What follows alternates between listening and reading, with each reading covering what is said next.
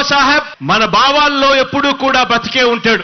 ఎప్పటికీ కూడా మన అడుగుల్లోనూ, మన బ్రతుకుల్లోనూ, మన భావాల్లోనూ ఆయన ఎప్పటికీ కూడా కనిపిస్తూనే ఉంటాడు. ఈ దేశంలో పెత్తందారితనం మీద, అంటరానితనం మీద, కుల అహంకార వ్యవస్థల దుర్మార్గుల మీద, ఆ దుర్మార్గాల మీద, అక్క చెల్లెమ్మలపై వివక్ష మీద పోరాటాలకు నిరంతరం స్ఫూర్తి ఇస్తూనే ఉంటాడు ఆ మహామనిషి. విజయవాడలో, అది కూడా స్వాతంత్ర సమర చరిత్ర ఉన్న మన స్వరాజ్య మైదానంలో, అది కూడా 75వ రిపబ్లిక్ డే కు సరిగ్గా వారం రోజుల ముందర మనం ఆవిష్కరిస్తా ఉన్న ఈ అంబేద్కర్ గారి మహాసుగ్రహం, మహాశిల్పం.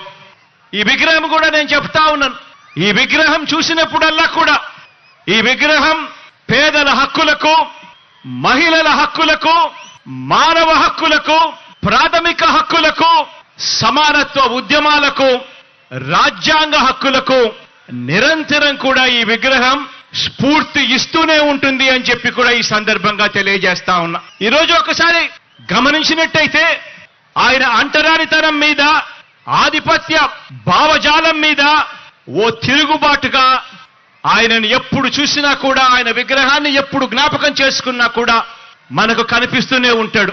ఈరోజు ఆయన సమాజ భావాలకు నిలువెత్తు రూపంగా కూడా ఎప్పుడూ కూడా మనందరికీ కూడా ఆయన గురించి ఆలోచన చేసినప్పుడల్లా కూడా మనందరికీ కూడా కనిపిస్తూనే ఉంటాడు. ఆయన రాజ్యాంగ హక్కుల ద్వారా, రాజ్యాంగ న్యాయాల ద్వారా నిరంతరం కూడా మనల్ని కాపాడే ఒక మహాశక్తిగా ఆయన మనందరికీ కూడా స్ఫూర్తినిస్తూనే ఉంటాడు.